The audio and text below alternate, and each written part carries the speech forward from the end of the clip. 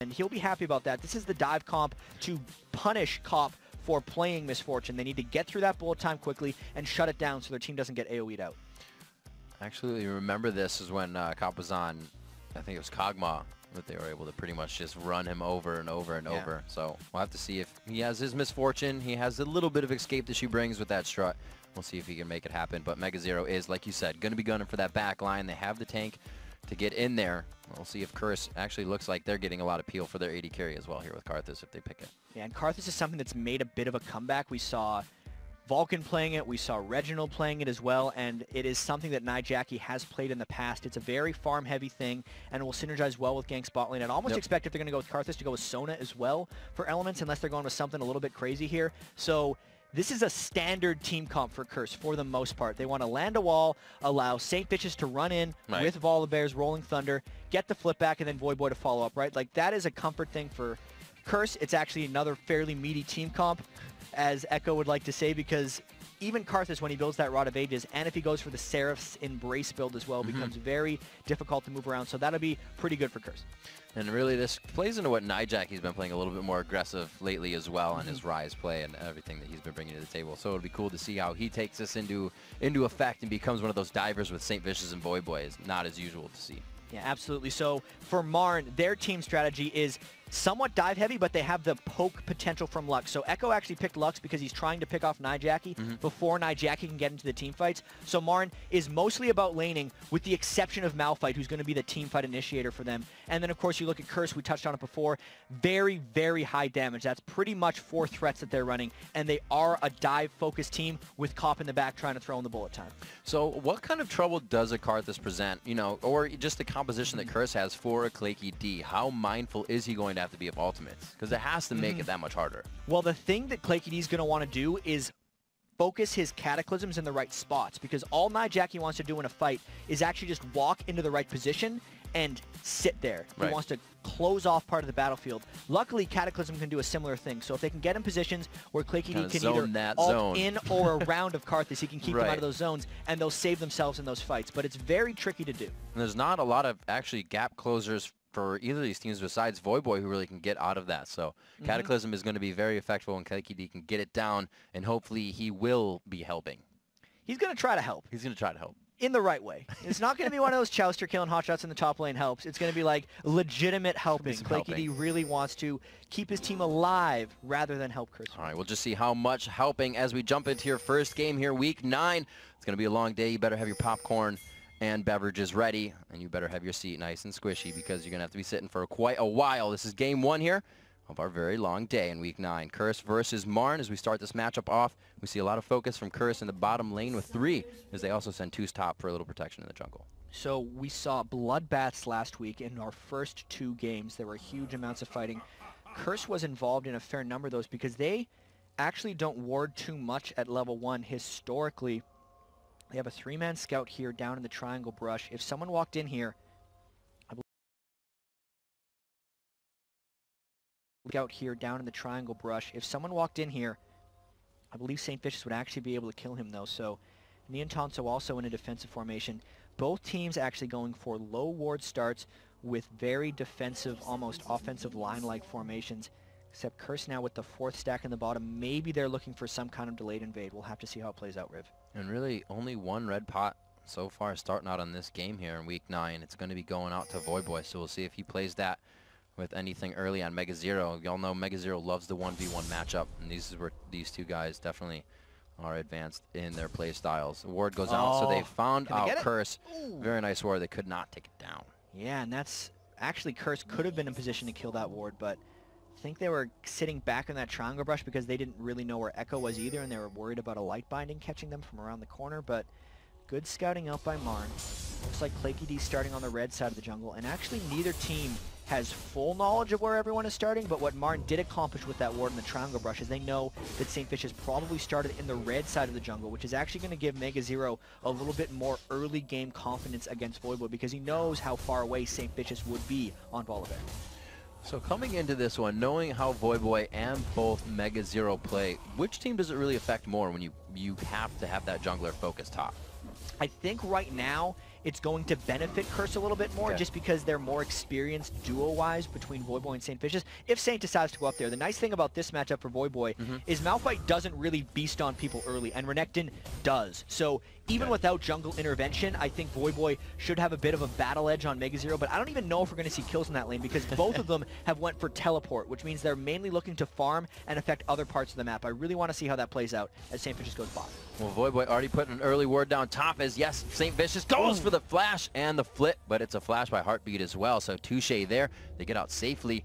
Claky D looks to counter this, but he has vision, so he's going to work it slow until he finds the position he wants. So that'll definitely hurt Marn's bottom lane a little bit, but it might help other lanes of Curse as Claky D catches out Curse in the middle. Good pressure from Claky D here. He has both red and blue. He could probably use that to advantage. There's a pop-up. St. Vicious could be going down here. He may try to trade first blood on the bait. The last hit comes in. Oh, the heal from Sona. Elements flash heal. They get first blood on Claky D, and it goes awry so quickly. Oh man, that passive from Volibear comes in the clutch. That is one of the reasons Volibear is such a popular pick right now, because you can't really mess with him safely early on. That was a fight that Claky D probably should have won if you think about it. He was level 3, right, to St. Vicious level 2. He got the jump on him, and he got him low. But because the passive saved him long enough, and because Elements came in for the hero save, flash heal, it allowed them to close it in on him. And it's all because of that passive. It's all because Claky D tried to make a play and got punished from him. Really good collapse as a team from Curse to save him at the end of the day, though. Everybody says Curse is really good at making your mistakes, or capitalizing on your mistakes, I should say. And here at 3 minutes in, they have done so to grab first blood, 500 gold in the lead. And that actually gives an assist as well to St. Vicious and Elements as he came up, like you said, for the hero save. Saint now with, I don't know, that was Saint's kill? That was Mid's kill, so he got refreshed double buff in mid now for Nijaki as well. Yeah, Nijaki is definitely going to be living off that blue buff. Karthus can't really aggress too heavily onto Echo early, so I'm pretty sure he's just going to be trying to farm this one out. You got to keep in mind Nijaki burned his flash and exhaust in order to get that kill on Claky D, so he doesn't want to be too crazy. The main thing that benefited Curse for, though, is St. Vicious got a really early Madrid's Razor, which is going to try to clear the jungle extra fast with Volibear on and try to repunish some of those ganks since they burned the flash in the bottom lane in the first place. But really big play for Curse overall, and when Nijaki shops is when we're really going to see that first blood come into account. Bottom lane Cop, I see 26 to 30 in CS as they poke back and forth. You can see Elements really just able to heal up the poke that Lulu Caitlyn brings to the table, so that's not really a super lane push for them there. And you can see his Cop just trying to get the CS in, where he could be getting the aggression in. Here that's Cop's that support CS, or the support AD carry, so he's just farming right now. More than happy to go to the late game. And look at that bottom lane support items. They all started with nothing but consumables, and they've actually gone through all of them already at 5 minutes. So there's been a lot of early game warding. There was a lot of stuff that happened with that jungle invade and the early flash having it being burned by Heartbeat. So they're going back to base really quickly. You can see Elements has actually shopped first, and Cop has shopped first as well. So this is something you have to keep track of in these duo lanes. If you fall a shot behind the enemy, you're going to get bullied for a little while. That's why Heartbeat is going back at the same time, and that's why Niantanso is mainly clearing that wave. And the decision now is to go back early and keep up in items as Cop, or try to get a bigger CS advantage. And it looks like Niantanso spending the extra time to shove. And is that a way a team can force another one to play out of their style? If you do have a lead early, you go back. Does that force the other team to have to go back and put them in a bad spot? Usually, the first person to go back has to be matched. You have to take a pretty big risk if you don't match it. So Curse kind of initiated the buy race because they knew they had enough for the Vamp Scepter and the Health Crystal plus Pink Ward that they wanted. But because Niantanso stuck around longer, he actually got the second Doran's Blade. So even though the team seemed to be behind, and because Elements had an assist, it's not going to work out that way, because when they return to base or return to lane, Niantanso's going to have that 10 AD edge from the Doran's Blade. We'll see how that factors into the lane. He, like you said, was able to get a bit of CS there. We'll see if he can capitalize on the advantage. Coming up round 7, MegaZero finding some aggression in the top lane as he does not have the ward, and Voyboys just went out, so they made sure St. Vicious came up to save any of a counterattack. It looks like they may find that here from Claky. The Requiem comes out. It may not be enough. It is, though. Claky D is going to have to fend off the rest. That was the level 6 tick for Voyboy coming in just as St. Vicious came by. And that's one of those things that MegaZero's inexperience hurt him a little bit on. He was pushed up in the lane too far. When Voyboy had hit the level 6, he couldn't use his Unstoppable Force to escape, which would have really helped, and he needed to be sitting farther back in case something like that were to happen. And you can see how just good, or not good, but happy Voyboy is in that lane. Hasn't even used the red elixir, went back, bought a Doran's. He is just farming that out, pushing it. Doesn't have the ward, so he starts to move around. saving mid, not saving mid for Nijacki, but hooking up that experience, getting himself back into the game. So they're really just moving around the map everywhere, making sure that pressure is held. And even from the first level 1, well, not level 1, the first blood that happened in the jungle was Curse moving around a little bit better, because that was a situation where Claykey was a little late to the party, right? MegaZero really couldn't have even called for help at that point, and he just ended up losing it. So the item race in that top lane is going to be very interesting, as Voyboy went for the Dorn's Blade, as you said, instead of something like Magic Resist, which MegaZero is doing nothing but magic damage to him in that lane. And they know that Voyboy's ultimate is down for a little bit, so maybe Mega will have a window to attack in that top lane, but most likely not. We'll have to see where the pressure is going around the jungle. We see Saint near that bottom lane. It's going to be Claykey D up top, so Saint more than happy to go through here. Those pink wards really giving them the advantage here. And it looks like he is, oh, Niantanso is just right next to him. He walks into it, they still have it. No, Elements is not for the Crescendo, not 6 for Crescendo, but the bite from the bear is just too strong for Niantanso. It's going to be teleport top back in from MegaZero here as he's trying to do a bit of damage. It looks like he may have actually been stopped for that fight, not going in, but going out. That's what it looked like. I think MegaZero was up there to begin with, and he was going to try to counter gank St. Vicious, but Voyboy had the presence of mind to know what was happening and go for that interrupt. So that gank in general was just really good by St. Vicious. They prepped it with the pink ward, and Niantanso got caught out of position. He shouldn't have been hugging that wall. Blue is taken away from Echo. They're forced to flash here. He misses the light bind. Claykey D could be in trouble here. The slow wall goes out. He is going to go down. How much effort they're going to put into this? They are able to get the blue, but they lose Claykey. So far in this game, the curse destruction of MRN is continuing. They already beat them handily in the first 2 matchups of the year, and they're off to a great start. Not only are they stealing those blues, they've gotten the first 4 kills. They're pressuring pretty much every lane. You can see Nijacki's been the one who's almost roamed around less, but because of his presence and his early level 1 kill, he's the most farmed on the team.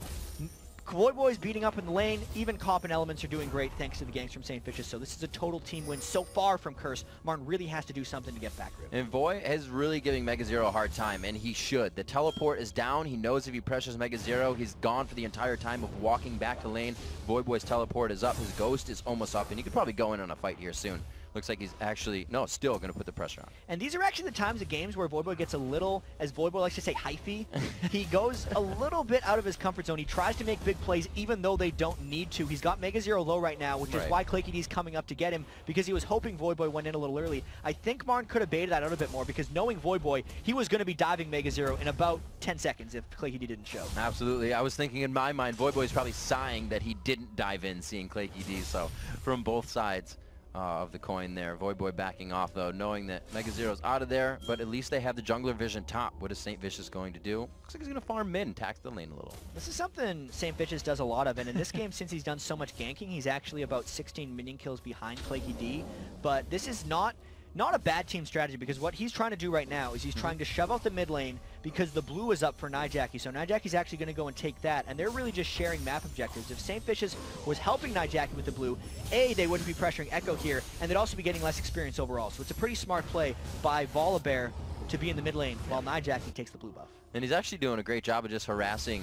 down Echo. Echo's still only 3 CS above Nijacki, and he's been out of lane for that entire time. So good little bit of pressure there as they keep it all around the map. We've even seen Voyboy come from the top lane to farm mid as Nijacki went back. So Curse is really just on the move to cover each other. Yeah, it's the rotations, right? It's something you see more in competitive play, because you don't really learn rotation from solo queue. Everyone just kind of does their own thing and selfishly farms themselves. You'll see top lane late game. In these games, everyone shares ward positions, they share buffs, they share lanes if they're doing it right. And Curse is one of the best NA teams, which is one of the reasons they're ranked 1 in our standings.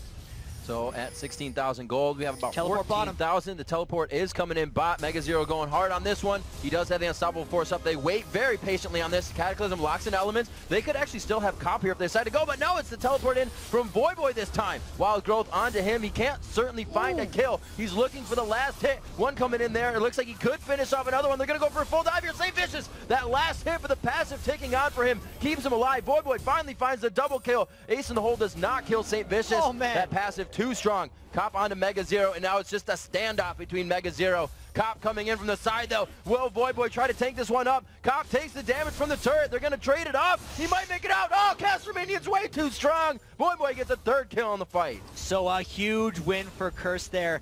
I think Elements died at the start, but that turns into a 4-for-1 for Curse. They countered the teleport with the teleport, and then St. Vicious, even though he was a little late, got there, because what happened at the start is Martin was completely willing to take a whole bunch of just auxiliary damage because they knew they had the kill lined up on Elements, and they thought since they had 4 people down there was no way the Curse was going to be able to counter that with a gank.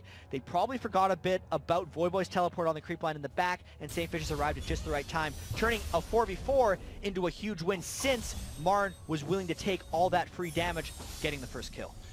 A very big switch and flip in the game there. Not switch, but very big push in the game for Chris coming off of that one. 4,000 gold is about the lead here at 13 minutes. So the teleports are down. Requiem was down. There's kind of a safe window here for Martin to figure out how they can come back, get some vision on the map here, and pull themselves back into this. And it might be kind of contesting this dragon. Curse doesn't really want to give him a chance back in the game, right? Because they know that Mega Zero ran straight back top lane when Voyboy was running back mid, so even if there was going to be a contest there, it would be another Curse advantage. They know that in that last fight, everyone used their ultimates, so even though Curse was down ultimates, they're like, whatever, we know we're up in gold, and without ultimates, we're stronger than you without ultimates, because even when you look at the items, it's a Sunfire Cape and a Rod of Ages and a Bloodthirster to just a Vamp Scepter, you know, a Morellonomicon, and an uncompleted Sunfire Cape from Mega Zero, so Curse knows they can force, and they're doing it well. So was that a good call by Martin to hold off on that? Was it a too soon, and they can come back later, or should they have challenged? For the Dragon, it's one of those situations where if they could do it again, they probably would have ran down there and tried to like catch Curse in the midst of some Dragon damage, but they'd already sent Mega Zero top lane. So once that happened, there was no way they would contest that Dragon. So based on their prior decisions, their other decision was correct. Absolutely. Sunfire Cape coming in onto Voyboy after a big 3-0-2 fight for him. He did pick up a triple kill on that last dive we saw as he still put some harassment onto Mega Zero as he slices, dices away. Block into the Iron Solari onto St. Vicious. Fight ready for him as well. As we look around, actually Wriggles for Claky D coming in through this time. And this is one of the reasons Sunfire Cape is so good on Renekton and people don't really keep it in mind is Renekton seems like he's all physical damage, because that's what you think. If you build armor, you try to counter him, and that's what Mega Zero is doing. But the Sunfire Cape plus the Renekton ult is a huge amount of damage, and that's why he's been able to harass down Mega Zero so far. A lot of it's just Sunfire Cape ticks, and this is one of those situations where Voyboy's going to try to dive Mega Zero pretty soon, I think. He's doing a great job of keeping that passive off that just gives him a bit of shield, and like you said, it's going to keep sticking. He's not healing himself in any which way. Echo pushing a little bit down towards mid as Nijaki gets a few more purchases. That needlessly large rod for a spike and damage. That means Requiem has even more presence on the map now with these fights, and it really can turn a bad dive good. And this is something that Echo's got to do a lot to catch up on, because Echo needs to get to a point on Lux if he wants to actually be threatening, where one binding landed on Nijaki can result in a kill. And for that, he pretty much needs magic penetration and a death cap, and he is nowhere close to that point, so he's got a lot more farm to do. He's keeping up in minion kills, but the overall map pressure just is not there. And Mega Zero really doesn't even have, not that he doesn't have enough, but he's not buying wards for himself because he knows I'm just stuck under my turret. There's probably a way I can get out of this. Right, so he has his flash and his ultimate. They're going to try to make him burn these because St. Vicious wants to come in for the gank right now. That teleport's about to be up for both of them as well, so if they can do this, they definitely get a lot of map presence out of it. There's the Requiem coming down, the burst of power, is it enough? And the needlessly large rod picks up Nijaki the kill. Even though he had about 1,500 range worth of blinks, they got enough damage on him before he could even get away. A well-executed dive, and it was all about the poke that Voyboy put on before St. Vicious arrived there, plus the presence from mid lane Requiem. Even when they did that, because Claky D was again a little bit late to the party, it allowed Cop and Elements bottom lane to push in as well, and there's Voyboy pressuring mid. Another flash goes down. They are just burdening the fight chances of Marn here. Mega Zero now sits no ult with his teleport up, no flash, so he's kind of struck until he gets all of that back. Curse is really working the timers of Marn right now. And look at the bottom lane even. They're going to continue to punish this because it's a Bloodthirster versus a Vamp Scepter, and there's not much else that Marn can do. All the other lanes are pressured, so they can't support, and Echo has no flash to gosh, all your base belongs to us, says Curse, and Echo can't even farm between his turrets. Marn's just trading the turret shots as they walk out smiling. They just cannot keep up with Curse at this point. Voyboy seems to be everywhere. That Ghost Renekton is one of his trademarks, it seems now. A lot of people bring Flash on Renekton, but Voyboy loves the Ghost so we can get that lane-to-lane pressure off. And this is now just a 4-man stack on the bottom turret. Marn trying to defend, but I don't know if they can make it in time. There's been such an escalation from that Voyboy triple kill teleport bottom. The map has just become theirs. Karthus really 4-0-3 for Nijaki, just putting down so much map presence with Requiem. Marn cannot find a way back into this one right now. It's going to be a slow and steady. It's only 10-1 here at 17 minutes. We've seen a lot longer games, and we've seen them go harder. And Curse knows that they are really one game ahead of Dignitas in the standings, and that's just in the loss bracket. So they're really coming to play against Marn here, and this is just almost more of the same for them against Marn. I think the last game we mentioned was 16-2 kill and deaths, and this is on the way of becoming that. We're only 17 minutes in. They have an 8,300 gold advantage. That's close to a 50% gold lead right now. And Voyboy, if he runs into Megazero, he's got 3 levels on him. That it's not something you can fight. Megazero didn't even kind of flinch there. He knew he'd probably be blowing his ultimate if he got caught up, and he's just going to farm. Still doesn't have a ward for himself, and these guys need to start putting those little advantages on the map for themselves. It's really, really tricky for Marn at this point, though, because I don't think anyone on their team can actually win a 1v1 against anyone on Curse. Like, if Elements were to fight Echo or Niantanso, then maybe, right? The support. But you even look at the gold differentials, it's like, there's 4,200 gold on Elements, right? There's 4,500 gold on Megazero, the top lane solo from Marn right now. So it's just really a detrimental gold advantage. Everyone else isn't even close, and Voyboy's just sitting on 2,000 gold, deciding what to buy in base. He actually bought boots. He had 2,900 when he went back. Yeah, that's just unreal. So he's like you said, he was 3 levels above. Usually you want to go back and buy. He didn't even have to. His levels are doing it for him. Right, you actually get a huge amount of gold out of the levels as well. So like, not only is he that 2,000, 3,000 gold ahead of Megazero, he's got the 3 levels, which is got to be close to 1,000 gold worth of stats. So that's just... Plus an ultimate of stats. A lot of it, yeah, plus the ultimate of Renekton, which is just like, I'm a monster with 2 extra Sunfire capes. Congratulations. And it's just Marn struggling and Curse playing exceedingly well right now. Well, they definitely want that first place spot to stick here. They have earned it, and they are going to try to control that first place wave all the way through to the end of the LCS. As we look around, a Morellonomicon finished up here for Echo. Not putting out the damage they need, though, but they do get some core items under their belt finally. He's really pushing for, it looks like, the Infinity Edge for Niantanso as he got that Scepter early, and it may have set him back a bit. And look at this. We always talk about the multiplicative nature of AD carry items. Right now, Cop's got the Bloodthirster for the 80 ratio on his ultimate, plus the Last Whisper to just cut through whatever little armor Marn has been able to get with his bullet time. And Niantanso hasn't even completed his first, so he can't even start multiplying because he hasn't gotten his first one yet. Curse needs to continue to keep this pressure up, and they're just going to punish Marn for being so far behind. It looks like Saint is going to find Megazero here. Probably no kill, but a little bit of harass. 20 minutes in, we can see starting to group into that mid lane. It's probably going to be an objective quite soon here, if not just a fight brought out by something St. Vicious or Voyboy starts. And we'll see how Marn handles this because they're corralled in their mid lane here. The split push or try push continues as St. Vicious and Voyboy see Mega. They don't really care. They know that Mega's kind of screwed, so they're just going to push the lane, I think. That's like the second time they've just kind of waltzed past each other. They kind of know where this is going. They've been down this road before, but Mega and the team, they want to take that fork in the road this time. They want to find the other way around, take the high road. It's going to be a tough one, but it could be that victory for him here and take down Curse and take that game away from them. I'm sure Dignitas would be quite happy. They're sitting, waiting bated breath right now. Nijaki going to pick up this blue. Again, just denying that resource for Marn. They're just having such a rough game right now. 20 minutes in. Yeah, Cop actually ended up taking that one because I think they saw the ward over the wall and they were like, they might steal, let's go right. something. St. Vicious with a flip on Mega, though. I wonder if they're going to go on this under the tower. Going pretty hard here. St. Vicious taking quite a bit of damage, but he's not too scared. It looks like they will stick in for the most part of it. And look at, they're just trying to kind of string Marn out here. Push him up to the top, push him up to the mid. Now they can push mid.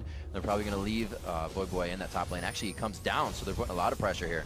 Curse actually seems to be taking this one a little bit slow as well because they've kind of been stationed in this spot for, I'd say, the last 2 or 3 minutes. They've killed one of the kind of inner outer, like middle tier turrets, that's the word I was looking for, on the right side of the map right now. And they haven't made much push for the next ones. I wonder if they're just trying to farm out the lanes and steal the kind of double jungle they're able to accomplish here and get a big enough lead to maybe force an objective because they're all kind of going back to base. They're clearly waiting on something. I just don't know what it is quite yet because they already had the 2 items on Cop. They already had the death cap on Nijaki. Voyboy had already went back and spent all his gold, but they're probably just waiting for the next round of it because they know they're continuing to extend that gold lead based on their map positioning, and they're waiting for the kind of the guaranteed victory. If anything, in the last bit, Saints ult is just about to come up as they head out of the base here. So they may be letting Voyboy push the bottom lane, soaking up a bit of that extra gold. More wards actually being picked up by everybody in the Oracles on Elements, as he's also had quite a good game, and he's looking for the Athenes as well. Doesn't even got the boots, but Elements is the Chalice of Harmony support if there ever was one. He builds it on either Lulu or Sona, pretty much any game he can, and if he gets the gold, he will definitely upgrade it to the Athenes on Holy Grail.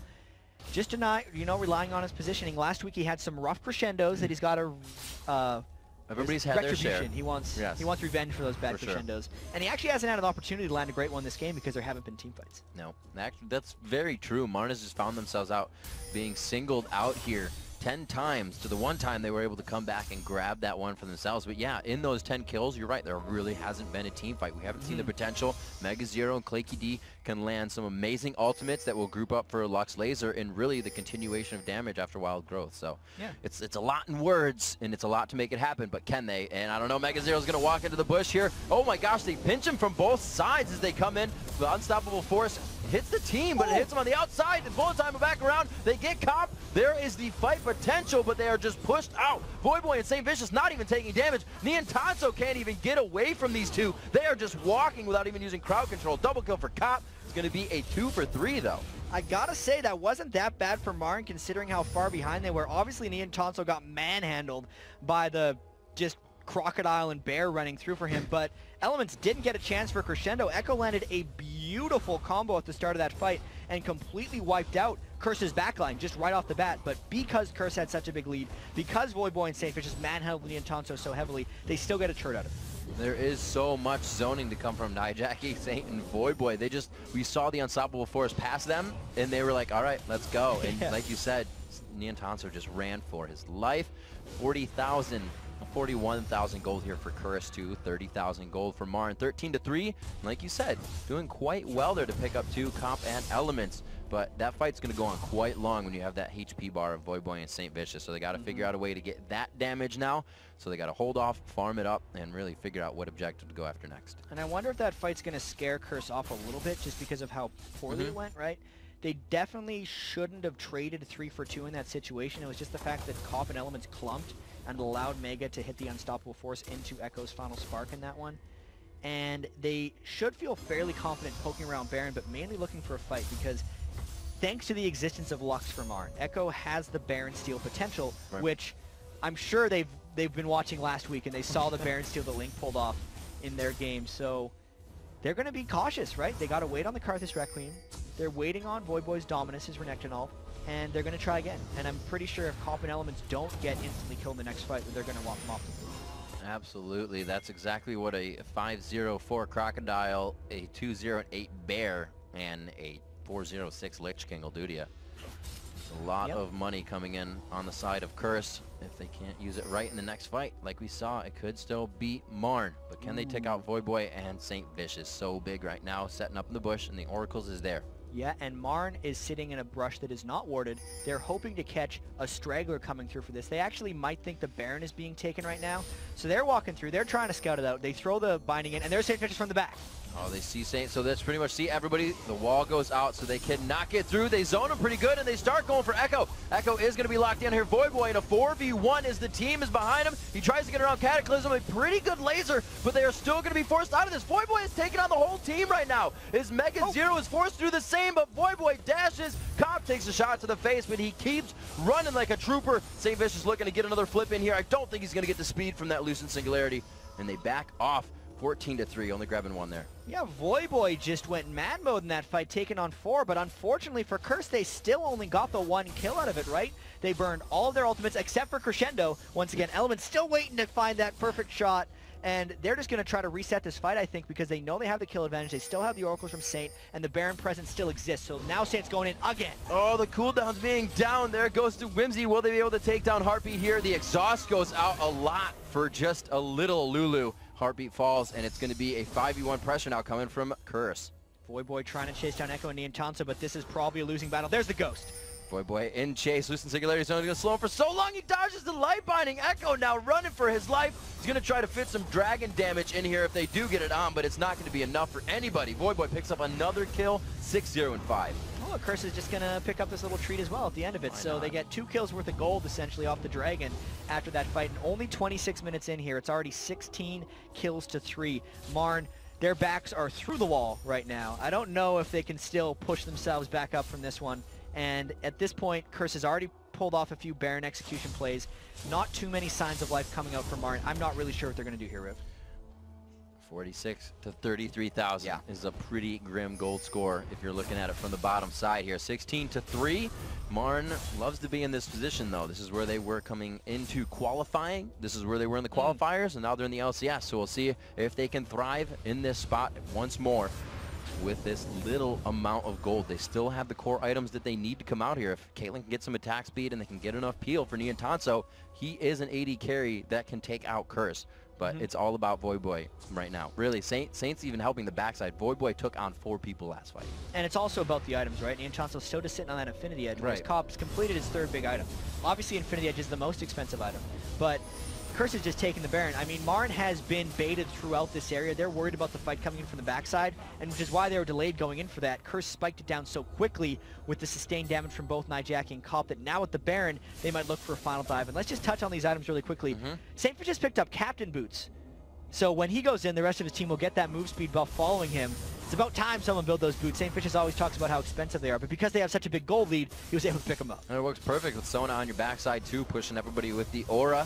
Look at some of the other items bought out here. We see Cop having a real good game, went for that static shiv, knowing that he wasn't going to really need all that burst from Phantom Dancer, also putting that split push damage into his kit. So these guys really just feeling good about this game. The Athenes finally finished on elements, and a possible final push here as they start the first inhibitor turret. At some point, Marn's going to want to engage. They got a lot of poke down on the Voyboy, and they're right.